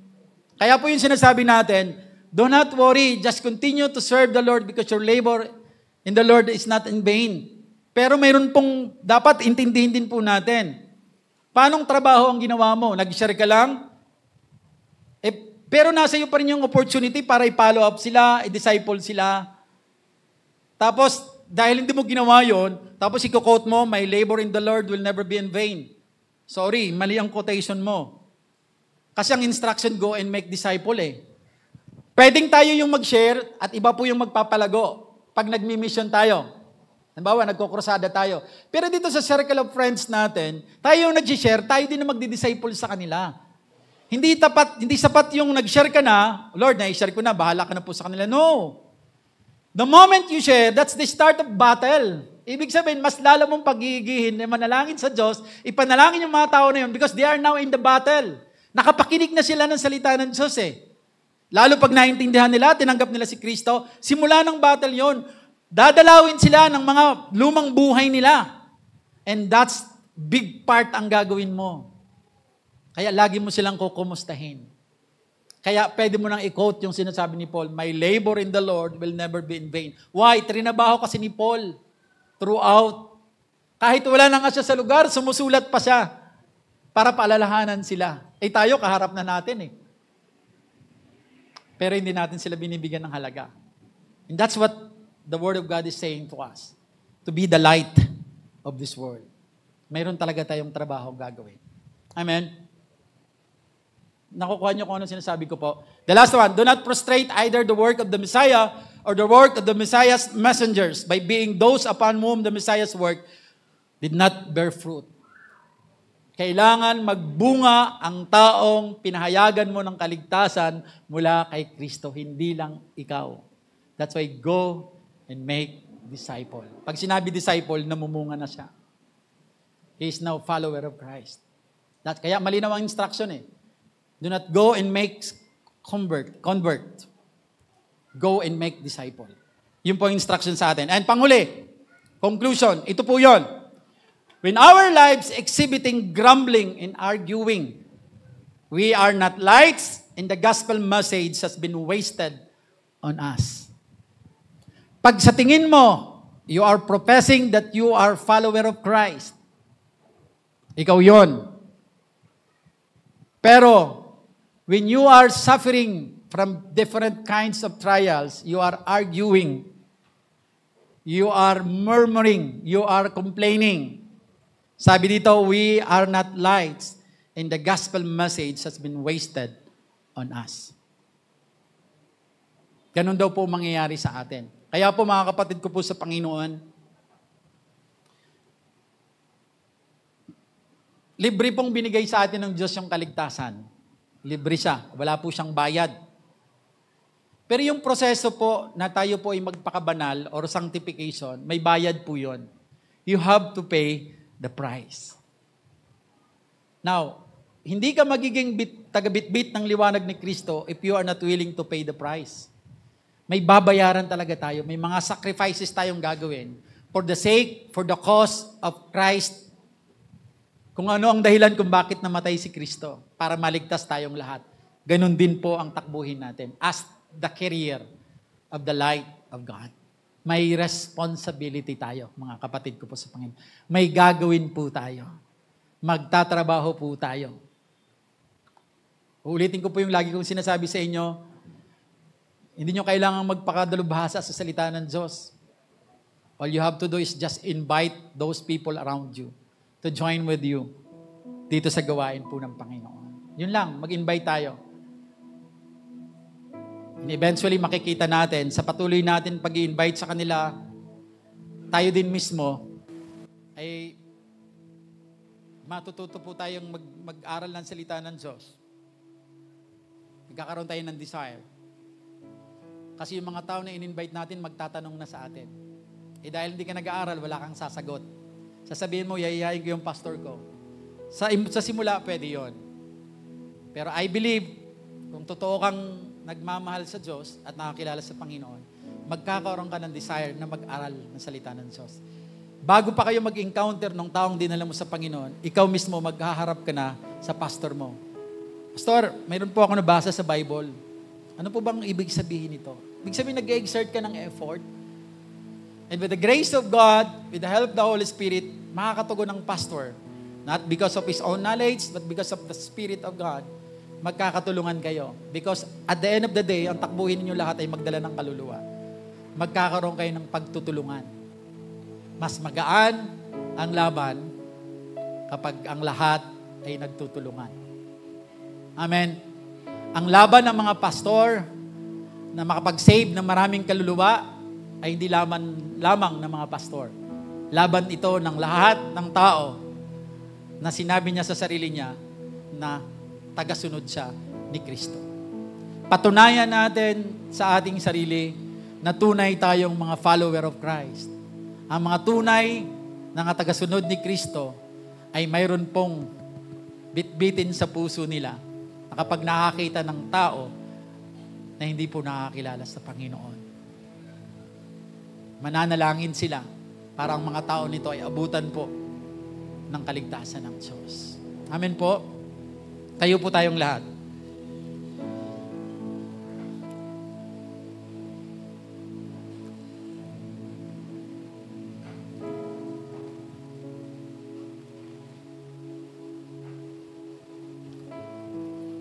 just part po, as additional conclusion ko, just part po nung sinabi po ni Bishop Oriel sa aming kahapon. And connected kasi siya doon sa ating pinag-uusapan because the theme of the G12 is the Great Harvest. At walang great harvest without the presence of God. Lagi natin tatandaan yan.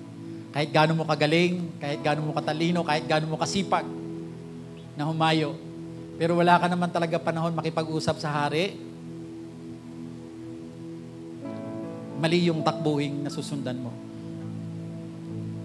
Sabi ni Bishop Oriel sa amin kahapon,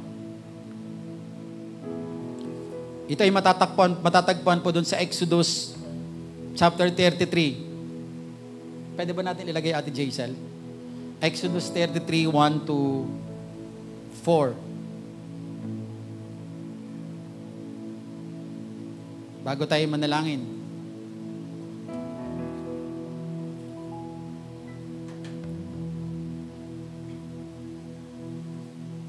Para makita po natin ito yung kalagayan ng marami sa atin. Meron natin, Jaisel. Exodus 33, beginning verse 1. Sabi niya rito, basahin ko muna sa Tagalog habang hinahanap niya Ate Jaisel sa English. Sinabi ni Yahweh kay Moises, umalis na kayo rito at magtuloy sa lupaing aking ipinangako kina Abraham, Isaac, at Jacob na ibibigay ko sa kanilang lahi. Yung verse 1 na sinasabi dito sa Exodus, ito yung tinatawag po na Abrahamic promise. May pangako ang Diyos. May pangako ang Diyos. And we are sons and daughters din tayo ni Abraham, spiritually speaking. So yung pangako na binitawan ng Diyos kay Abraham ay pangako rin sa atin. So we have the promise coming from the Lord. Ito yung sinasabi rito. Sa verse 2, ang pupuntahan ninyo ay isang mayaman at masaganang lupain.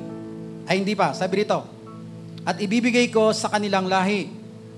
At pupuntahan ninyo siyang isang mayaman at masaganang lupain. Paunahin ko sa inyo ang isang anghel upang palayasin ang mga Kananeo, Amoreo, Heteo, Pereseo, Ebita at Jebuseo.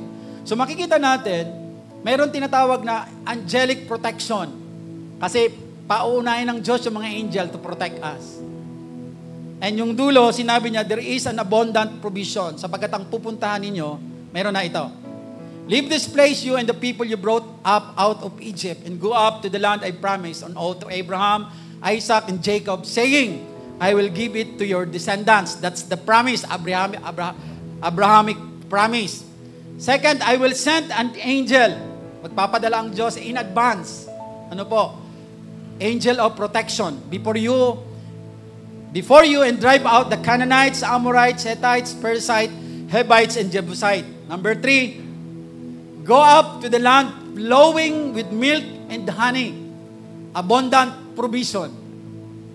Di ba yun yung sinasabi ng Lord? Kaya lang ang mahirap, merong but, sabi ni Bishop Oriel, but, ito yung problema sa but. May contrary.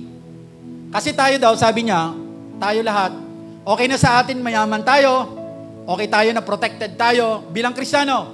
I have the promise because I am son of God. I have the protection from the angel because yun sinabi ng Lord. And I have abundant because that what God's promised to us. Kiniklaim natin yon. Kaya lang nakakalimutan natin yung konteksto ng tatlo na yon. Sabi dito, but I will not go with you. Yun yung masakit. Mayroon kang ang pangako, mayroon kang ang protection, mayroon kang abundant provision, pero hindi mo naman kasama ang Diyos. Bakit ayaw sumama ng Diyos sa kanila? Because you are stiff-necked people and I might destroy you on the way. Ayaw sumama ni Kristo ng God the Father sa kanila. Ayaw sumama sa kanila because matitigas ang ulo nila. They are stubborn people. Sabi ng Lord, kung sinamahan ko kayo, baka mapatay ko pa kayo along the way. Nakita niyo yung salita ng Lord? Kasi matitigas ang ulo ninyo. Tayo madalas, okay na tayo, masagana ang trabaho natin.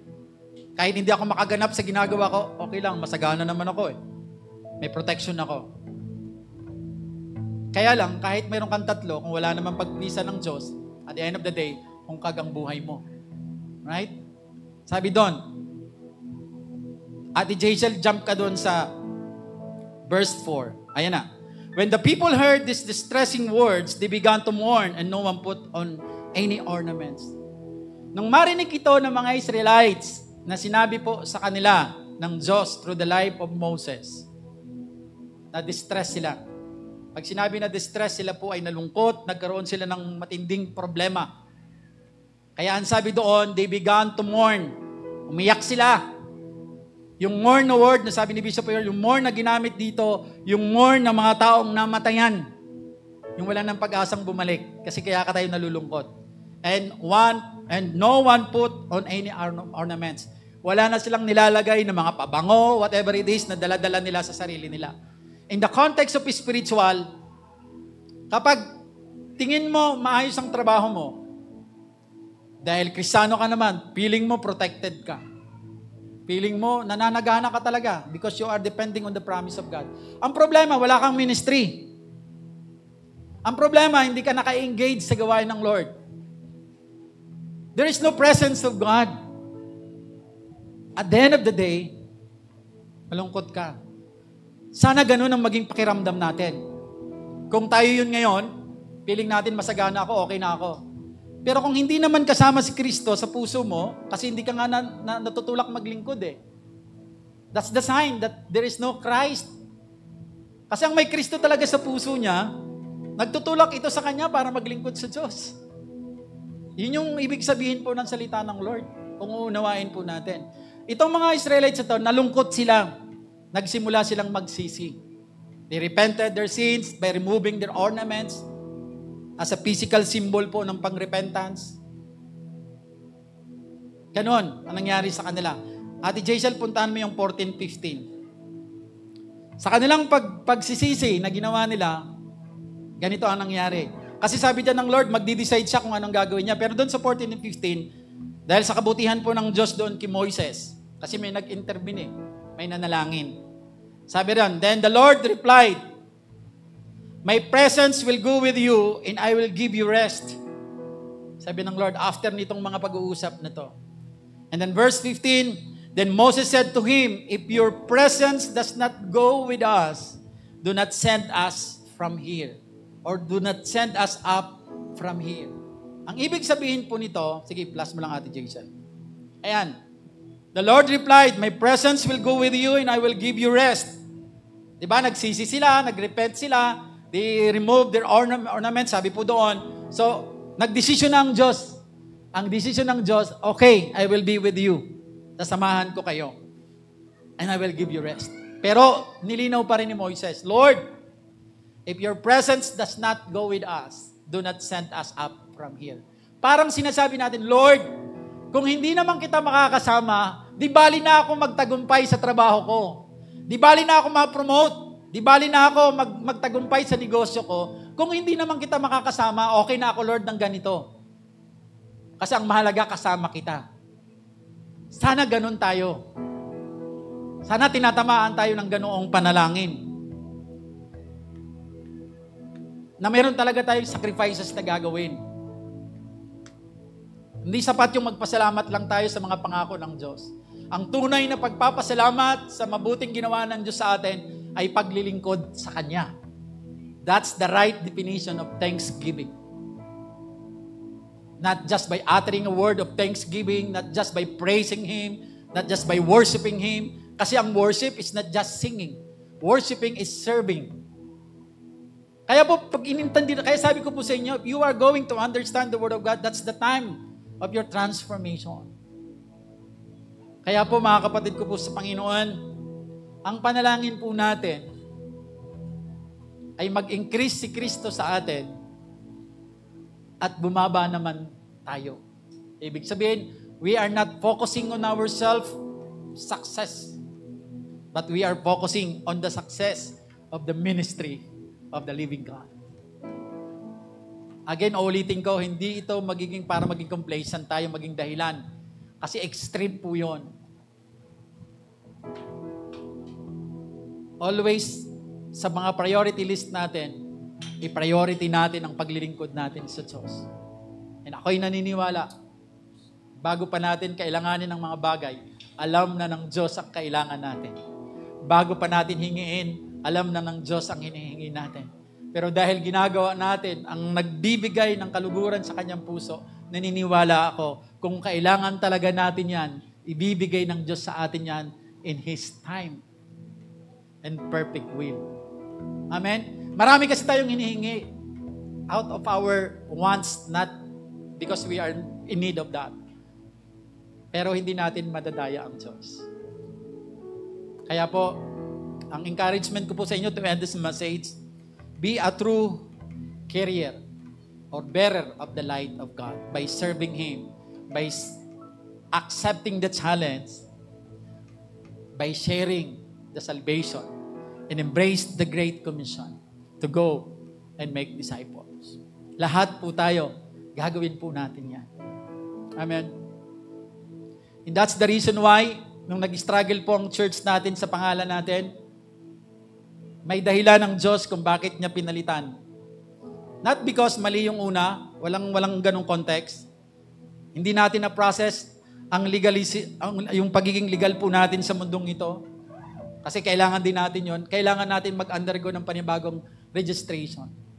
Ang dami-dami naming sinubmit, hindi kami ina-approve. Pero pansinin po ninyo ang pangalan ng simbahan natin ngayon. Holy Deliverance Christ Great Commission Church.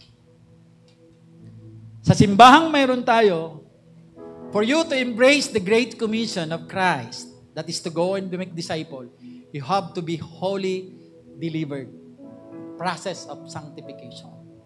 Ibig sabihin, pagsikapan natin, mag-undergo tayo, mahalin natin, yakapin natin ang proseso ng pagpapakabanal ng Diyos sa atin. Pag may mga pinagdadaanan tayo, magpasalamat tayo sa Diyos, hanapin natin ang Diyos, because that's the way para maging barrier tayo or carrier po tayo ng mission ng Diyos na binigay sa simbahang ito, to go and make disciple. Marami pa tayong gagawin. Alam natin, babalik na ang Diyos.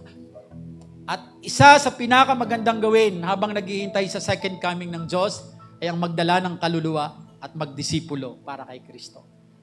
That's the meaning of in preparation of the coming of Christ. Tama?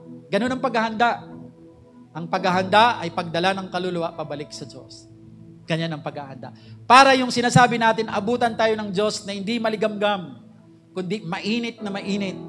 Hindi ka magiging mainit kung all throughout of your Christian life, wala ka nang ginawa kundi magbasa lang ng Bible. But there's no application.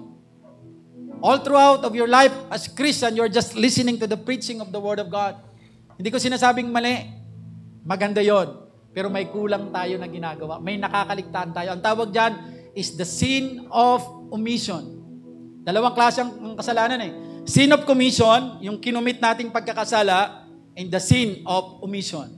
Ibig sabihin, nakakaligtaan natin gawin. Sabi ng James 4:7, kung ano man daw yung tama, nakikita natin na tama, pero hindi natin ginagawa, nagkakasala tayo. That's why that is the sin of omission. Kaya mga kapatid ko po sa Panginoon, sama-sama tayo. Tulong-tulong po tayo. Samahan nyo kaming manalangin. Ipanalangin po natin yung mga paligid natin. Nanawa, abutin sila ng awa ng Diyos sa pamamagitan po ng pag-step forward natin by inviting them to join with us in worshiping the living God. And push them to be part of the ministry, dito sa ministry ng Diyos para mas lalo silang lumago.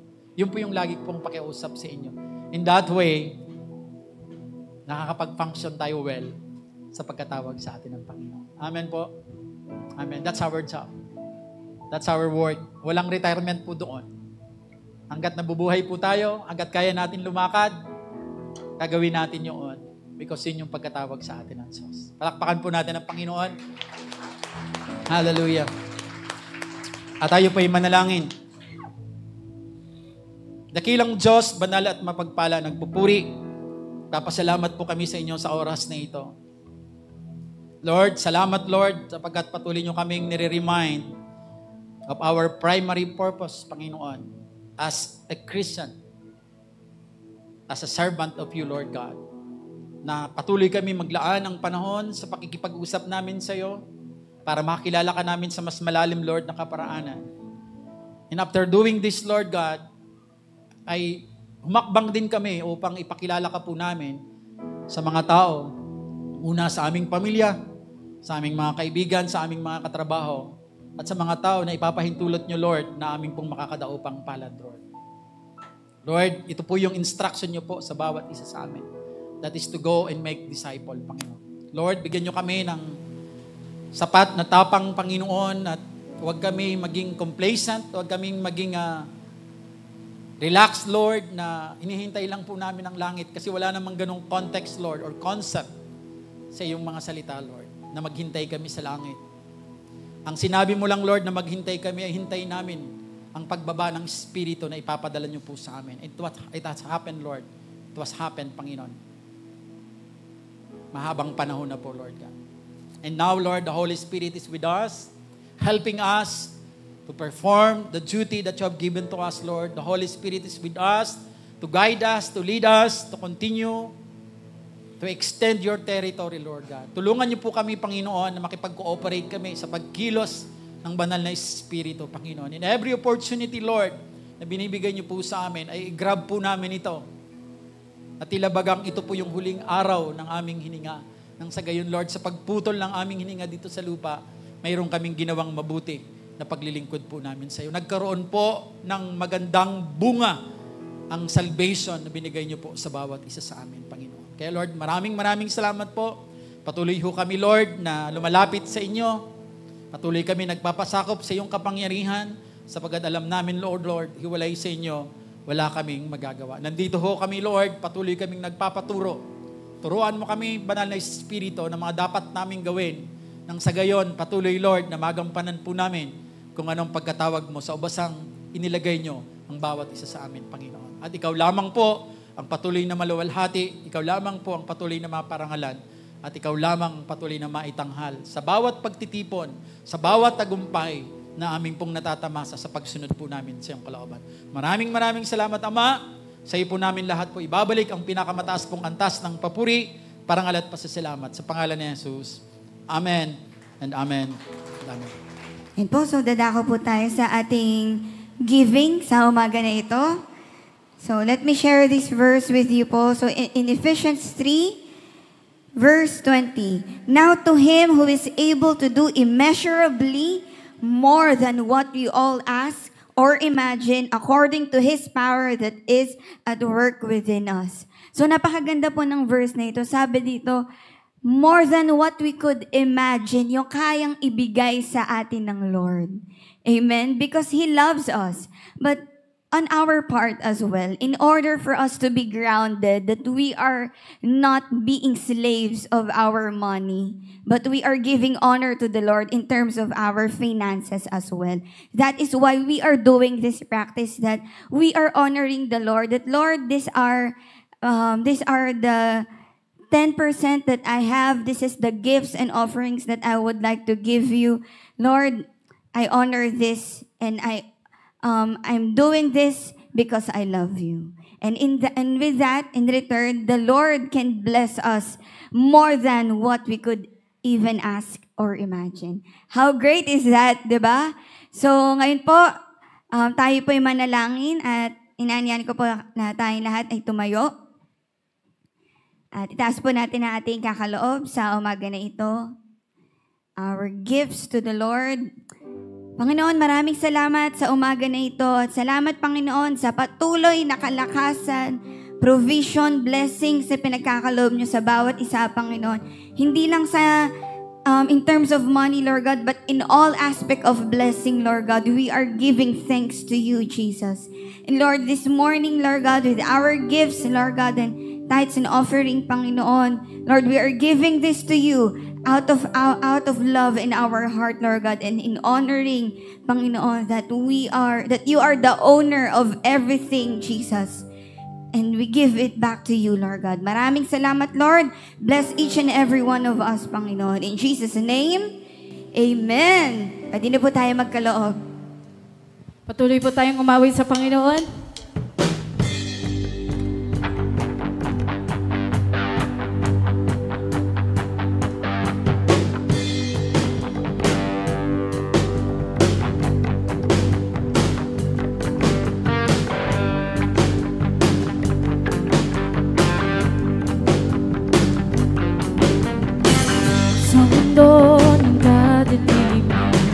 liwanag ba'y masisilayan ang lahat na naliligaw pagkasabay natatanaw sa lakbay ng buhay ko.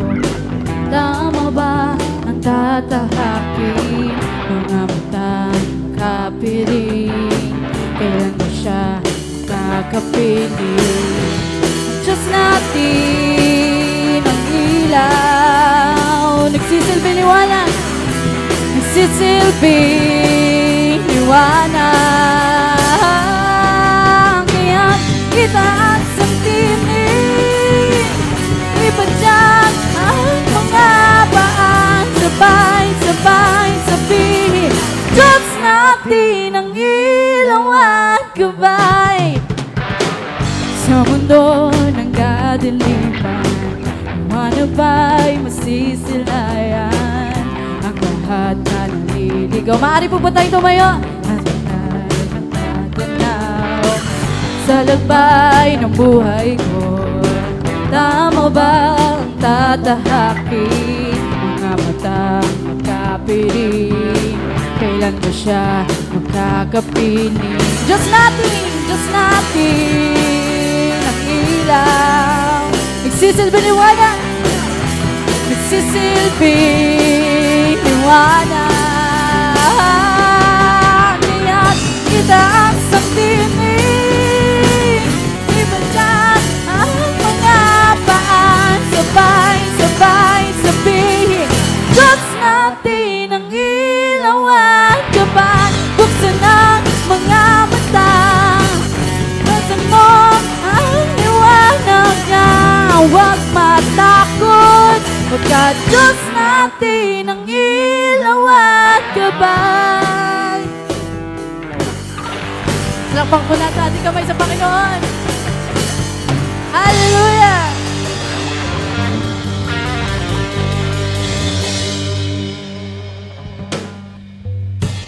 Praise the Lord. Sige nga po yung malakas na palakpak po at pagdakila sa atin pong Panginoon Diyos. Praise the Lord.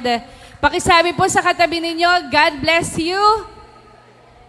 Ayan, praise the Lord. Natanggap po ng bawat isa sa atin ang pagpapala na ibinigay ng Panginoon Diyos sa atin. Amen. Praise the Lord. Pwede ho ba bigay pa natin yung pinakamalakas at mataas na palakpak para sa ating Panginoon Diyos? Pwede ho ba tayong sumigaw ng thank you, Lord? Hallelujah! Amen. Praise the Lord. Can we all raise our hands to God? It's our way of surrendering our lives to God. Hallelujah. Thank you, Lord. Thank you, Jesus. Thank you, Holy Spirit. Panginoon Diyos na makapangyarihan sa lahat, banal na Espiritu, magandang umaga po sa inyo. Marami pong salamat, Panginoon Diyos, sa mensahe, Panginoon, na ipinagkaloob mo sa bawat isa sa amin. Lord, thank you for reminding us, O God, that we really have to shine, O God, our light, and that we are designed, O God, to shine. Lord, maraming pong salamat. Nawa, Panginoon, Ikaw na tinanggap namin bilang aming sariling Diyos at tagapagligtas. Nawa makita ng mga tao sa paligid namin na kami ay nagniningning dahil sa Panginoong Jesus na pinapasok namin sa aming buhay. Lord, right now, ang lahat ng iyong mga pangako, Panginoon Diyos, alam namin, Panginoon, natutuparin mo para sa amin. At ngayon pa lang, nagpapasalamat kami, Panginoon Diyos, sa lahat ng mga promises, sa lahat ng protection, sa lahat ng mga provisions na ipinagkakaloob mo sa bawat isa sa amin. That, Lord, tulungan niyo ang bawat isa. That not only, O God, your promises, not only your protection, O God, and not even, Lord, only your provision, O God, na makamtan ng bawat isa, but lalo't higit, your presence, O God, but always be involved in each and everyone's life. Lord, tulungan mo kami, Panginoong Jesus, na huwag kaming matakot, Panginoon Diyos, sapagkat kasama ka namin na maghahayag ng iyong salita, ang buhay na binago mo, ang buhay na tinransform mo, Panginoon Diyos, ang siyang magsisilbing liwanag, Lord, sa aming paligid, Panginoon. Lord, tulungan mo kami, Panginoon Diyos, na mag-level up ang pananampalataya ng bawat isa. Mag-level up, Panginoon Diyos, ang pagmamahal namin sa iyo. mag-level up, Panginoon Diyos, ang paglilingkod namin sa inyo. Right now, we are even praying, O God, for Pastor John, O God, who even, Lord, whom you used to share your word, continue to bless him, O God, from head to foot, and your protection, O God, be upon him, and your presence would always be available, O God, upon his life. And right now, patuloy mo siya, Lord, na samahan, kasama, Lord, ng kanyang, ng iyong presensya, ganoon din ng kanyang buong pamilya, ang patuloy, Lord, na proteksyon, ang patuloy niyo pong ipagkaloob sa kanya. At Lord, right now, ang bawat isa, Panginoon Diyos, na nandito, sama-sama kami, O Diyos, na magpupuri, magpapasalamat, makikipag-cooperate kami, Lord, sa aming guide na banal na Espiritu. We will make, Lord, we really want to win souls and make disciples. Tulungan mo kami, O Diyos, na hindi lamang kami takapakinig ng iyong salita, kung hindi tutulong kami, O Diyos, na maghayag, ipakilala kung sino ang Panginoong Jesus sa aming mga buhay. And right now, Lord, we are all raising our hands, O God. Lord, this is our way, O God, of telling you, O God, na hindi namin kaya ang lahat ng bagay kung kami po ay malayo sa inyo. Lord, right now, may the love of God, the grace of the Lord Jesus Christ, and the sweet fellowship of the Holy Spirit be with us all. In Jesus' name we pray. Everybody say, Amen. Amen. Ayan, tapos na po ang ating gawain. Tayo po yung magkamayan. Hallelujah! Hey, hey! Hey, hey! Hey, hey! Hey, hey! Let everything that is bread praise the Lord! Praise the Lord! Let everything that is bread praise the Lord! Praise the Lord! Praise in the valley, praise on the mountain, yeah. A praise from the shore, praise from the mountain. A praise without number, praise is surrounding. Whose praise is the waters, my enemies drowning. As long as I'm breathing, I got a reason to praise.